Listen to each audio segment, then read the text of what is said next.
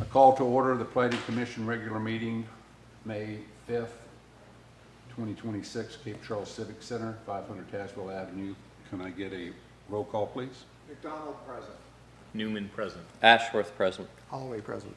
Wright present. Clark present. Strand present. We have a quorum. Can we all stand for a moment of silence followed by the pledge?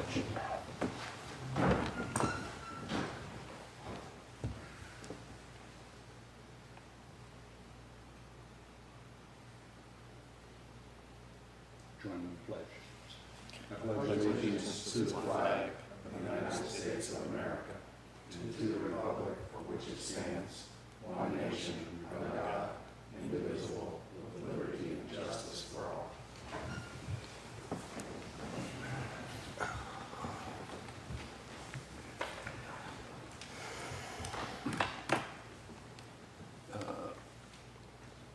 Consent agenda. Does anyone object to approval of the consent agenda? Hearing none, the consent agenda is approved by common consent.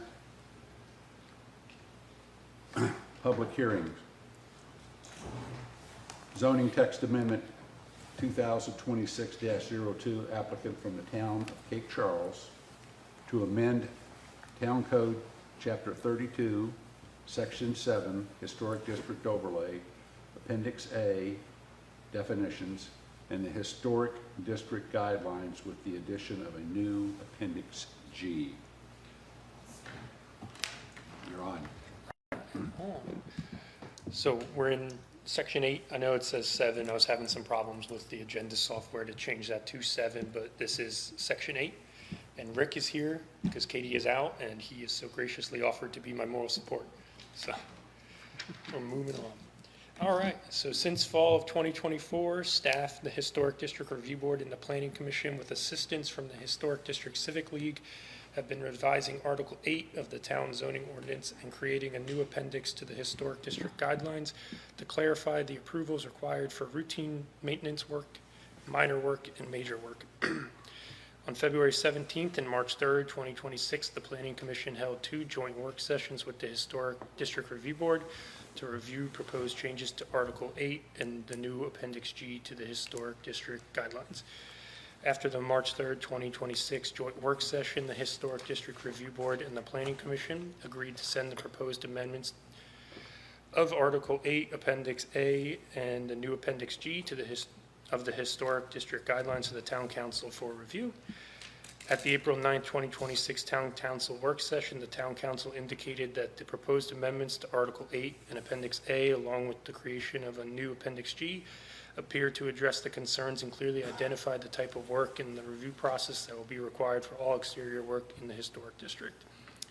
Finally, on April 16, 2026, at the Town Council regular meeting, the Town Council adopted Resolution of Intent 2026-0416 to consider amending the Cape Charles zoning ordinance by modifying Article 8 and related changes to Appendix A and creating new Appendix G to the Historic District Guidelines, and sent it to the Planning Commission for a public hearing. So comp plan review. Staff have closely reviewed the proposed zoning text amendment to Article 8 and determined that it aligns with several core principles outlined in the comp plan. The comprehensive plan explicitly calls for preserving and enhancing the integrity of the historic district as a foundational land use and design policy, and that is stated on page 114 of the land use and design policy section. The comprehensive plan also identifies the Historic District Review Board as the body responsible for creating and enforcing the historic district guidelines, and notes all construction within the district is reviewed to ensure that new buildings and alterations do not adversely affect its historic character. And that is stated on page 38 of the housing section of the comp plan. Furthermore, the comprehensive plan's housing chapter acknowledges the significant ongoing renovation activity within the historic district and the importance of clear regulatory frameworks to guide that work appropriately. And that is on page 43 of the housing conditions section. And finally, the comprehensive plan states that new development in undeveloped areas should match the prevailing style and character of traditional buildings in Cape Charles, and that the scale, massing, and materials of new buildings should be traditional and compatible with the town's historic architectural fabric. And that is on page 114. In many respects, the amendments and creation of new Appendix G, both the preservation serve both the preservation objectives of the comprehensive plan and its broader commitment to orderly, well-communicated development standards, and will ultimately protect the town's unique architectural heritage. And then for zoning ordinance review requirements, the proposed zoning text amendment has been reviewed thoroughly and evaluated in accordance with the applicable provisions of the zoning ordinance and is consistent with the intent, purpose, and requirements.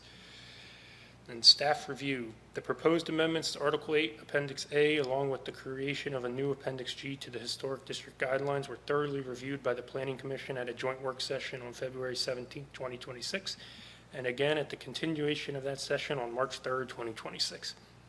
These meetings confirmed that the proposed amendments and new Appendix G are internally consistent and do not conflict, diminish, or alter the established performance criteria of the Historic District Overlay Ordinance.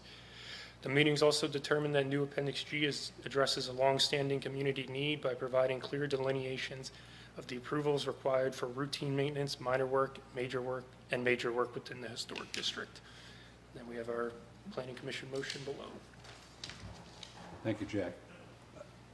Any questions from the commissioners to Jack? All right. Do we have a public comments?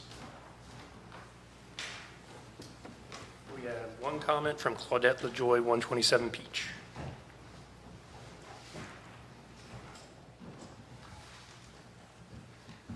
I'm going to be very clear with the mic because I know if people are watching, sound has been an issue. You guys, I think, already all received the comment, so I'm just going to be a synopsis of it.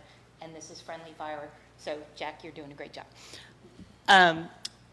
It was just to clarify that as we not only continue tonight in the hearing process, but go forward with the review of the fees and things like that, wanted to make sure, although in the table for Appendix G, it is separated out, so repair versus minor work on some things where it does call for a change in-kind materials. I provided you with a little bit more information from the Secretary of the Interior who oversees the Virginia Department of Historic Resources, that they do find it very flexible to use materials that if they are exhibiting the physical and visual characteristics, so wood and composites, things like that, in historic structures for repairs and renovations, that it is considered suitable. And just wanted to reiterate that. Can certainly provide you with a plethora of additional resources if you'd like to verify that for yourselves. But I think this was an example where when civic people came together to support town staff, we were able to collectively produce an amazing product that will provide clarity for our community in how they repair and restore their historic structures here in the historic district. We would also like to continue.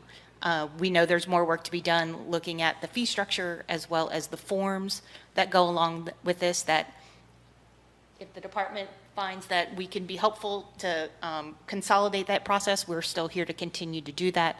But the intent of that idea of in-kind is, understandably, it takes a little bit of oversight to ensure the physical and visual properties of that material is in line with the material that it's essentially replacing. But the idea is not to add more forms and fees for people to do that. And so based on the Secretary of Interior's flexibility that they have with these materials, really shows that it does in the long run help ensure that these historic structures are maintained for longer and by using these better products. And the idea is to not want to, we understood that we needed to differentiate those into two different categories, kind of same material versus an in-kind material. So maybe that's a learning process for the department to get through, to understand what materials are out there as technologies change, as materials change, a very simple process for that, but want to make sure that that's not an added step for homeowners and property owners to get through, as it's, those products are often more expensive. So adding other fees and forms and time was not the intent of that. Thank you. Thank you.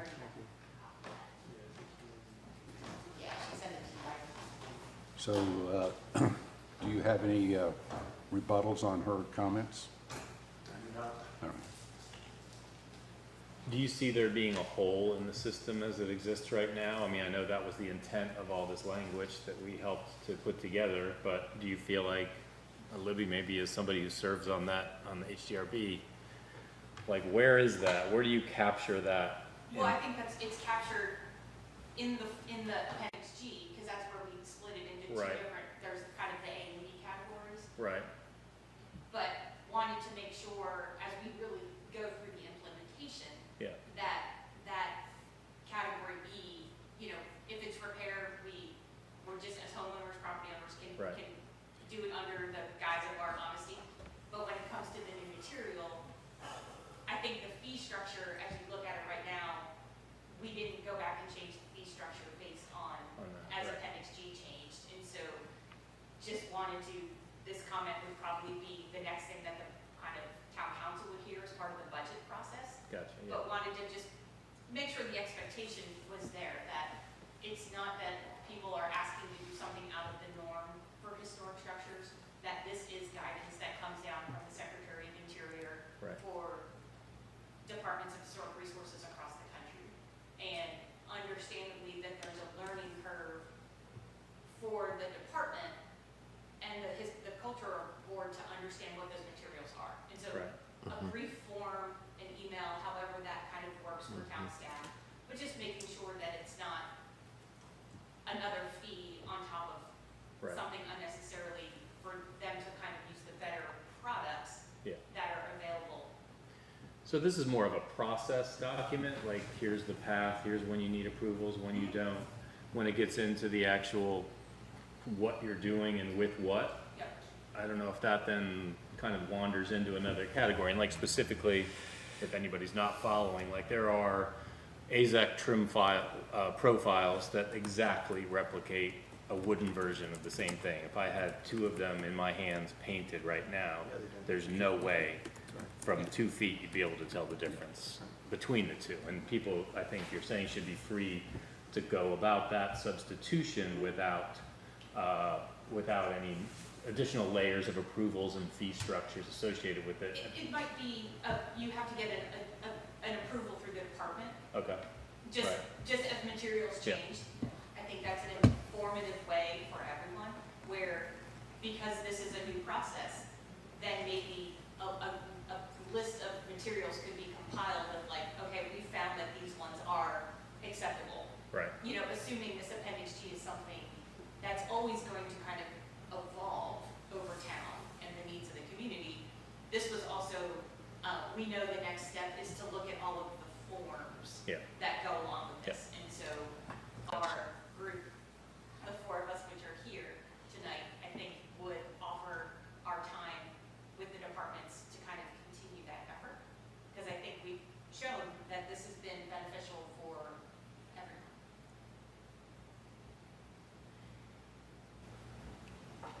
Any other questions?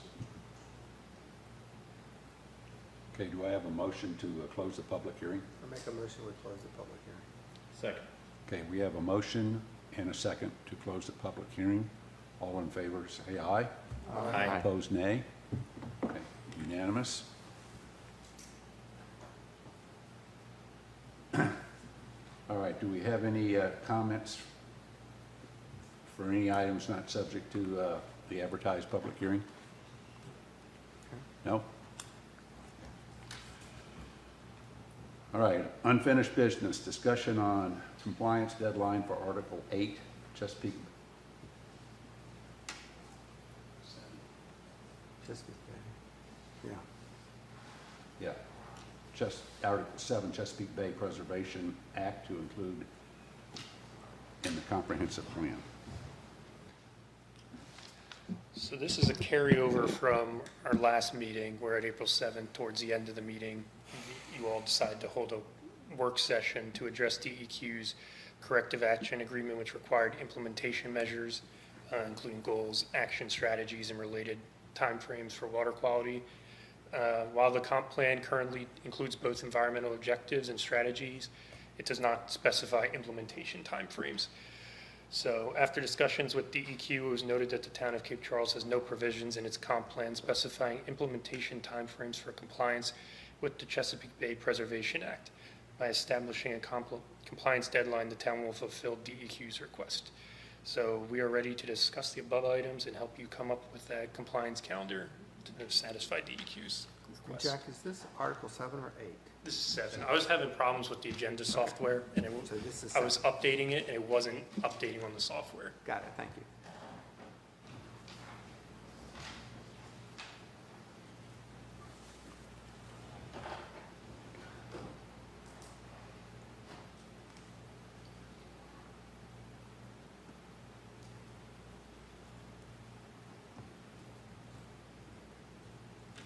Where was this up here? Anybody have any, want to start this off? Yeah, I'll get to it.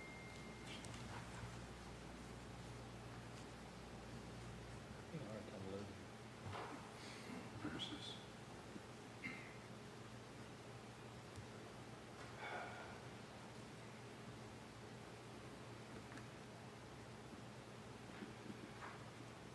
I'll mention something. Katie had mentioned that using the GIS to come up with maps. Yeah, we are working with Northampton County to get our mapping software updated and uploaded to their system as well. And it's going to track our RPA environment. And that's a separate action Yeah. that's required, correct? Yep.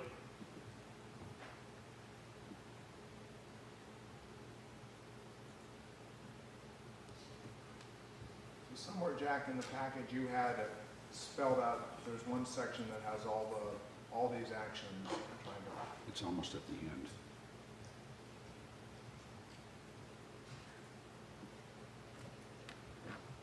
Here it is. It's on page.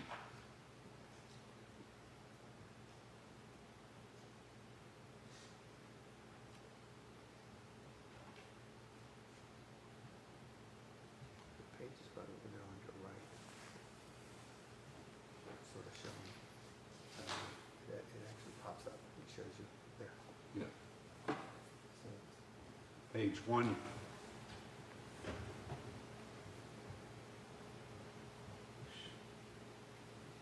One, 129. Yeah, there you go. There you go.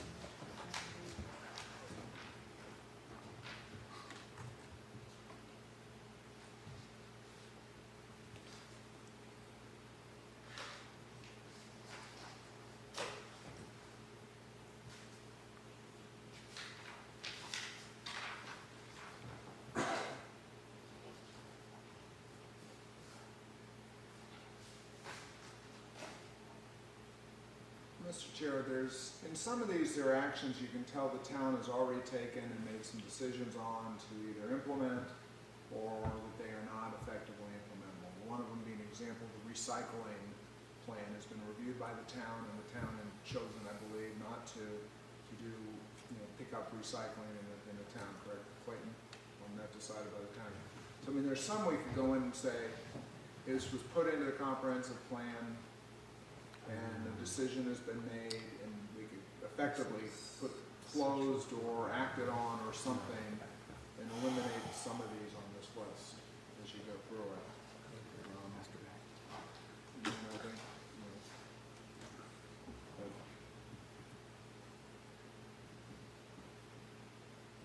we probably have to discuss all the other Yeah. ones in terms of what our thoughts and recommendations are, don't we? Well, I saw one that they want to create a committee to provide recommendations for increasing the town's resiliency to storm events, or delegate these responsibilities to the Dunes and Wetlands Committee.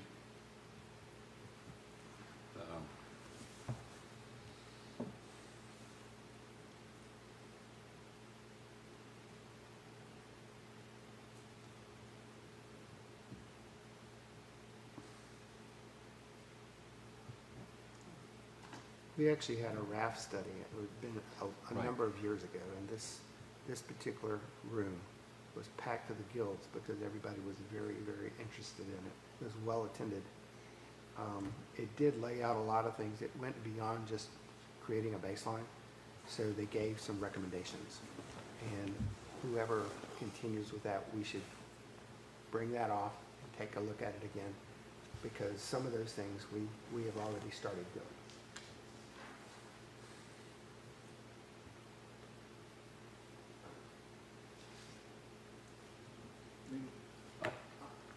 I really think that the best thing is to have a committee of 3 people. It would be nice to have, of course, somebody would be from the planning and zoning, and then 2 from us. I can be on that, so we can at least sit down, discuss what exactly we need to do, and bring it back to the planning commission. That's, Yeah, I think somebody from wetlands and board and then well, would be that's good there too. probably a good idea. Yeah, Wet- at least one. To have somebody from the wetlands. Yeah. Yeah.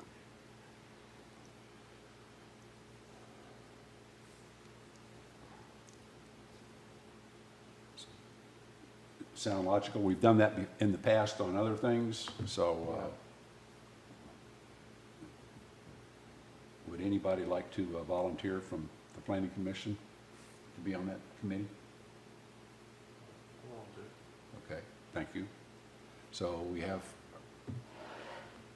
that, so Jackie would have to get with the wetlands board to find, and then we'll just put it out and we'll meet, okay?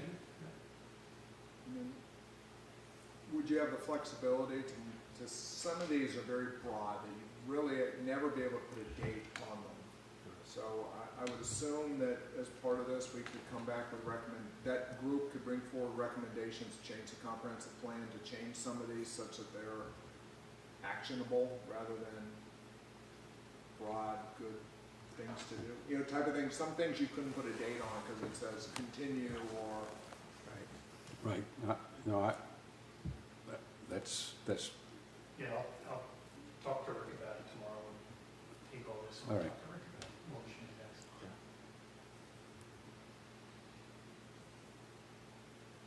all right. Any other discussion on this? We need to have that committee meet before our next meeting, and I don't know what the deadline is from DEQ on some of those actions. They were brought up at the last meeting, and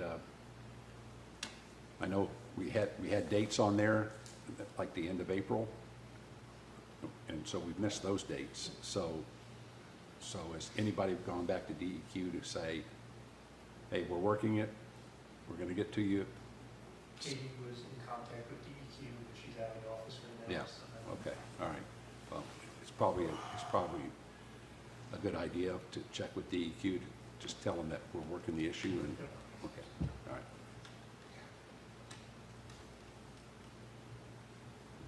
Anything else on this?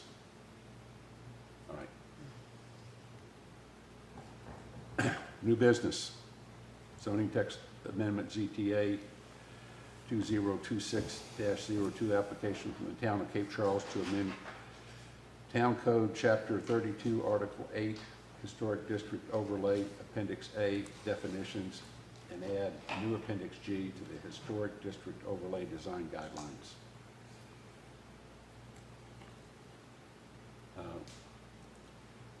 Discussion.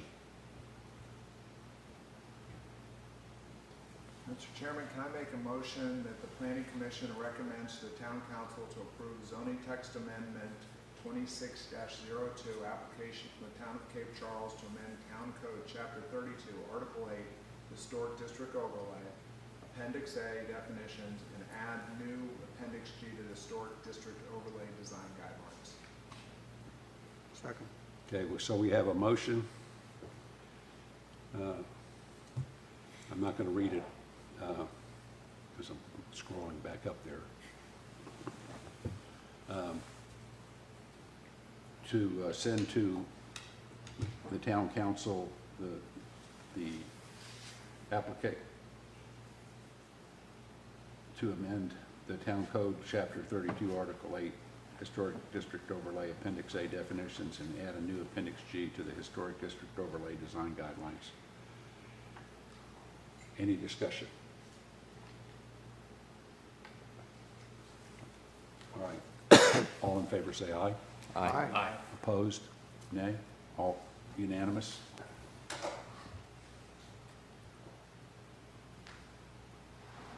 Standing staff reports.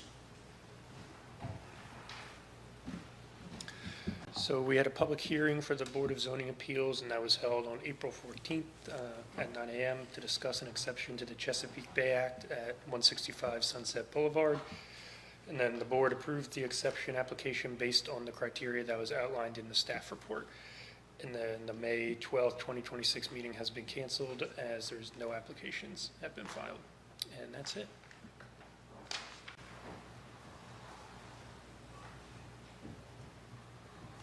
Okay, our next meeting is June 2nd, 6 p.m. Any other announcements? So the Railroad and Harbor Master Planning Steering Committee is going to be meeting on May 12th, 10 a.m. in person at the Civic Center or virtually online. I'm going to be sending out that Teams link so anybody can access it this week. And that's really it. So there is also a volunteer appreciation. This is Volunteer Appreciation Week. Yeah, tomorrow as well, this is open to all the boards. Don V's has graciously offered to cater lunch from 11 to 2 p.m. and they'll be in the back of the Civic Center. All right. Do I have a motion to I'll adjourn? make a motion to adjourn. Okay, we have a motion and a second to adjourn. All in favor, say aye. Aye. Opposed, nay. Passes unanimous. Thank you.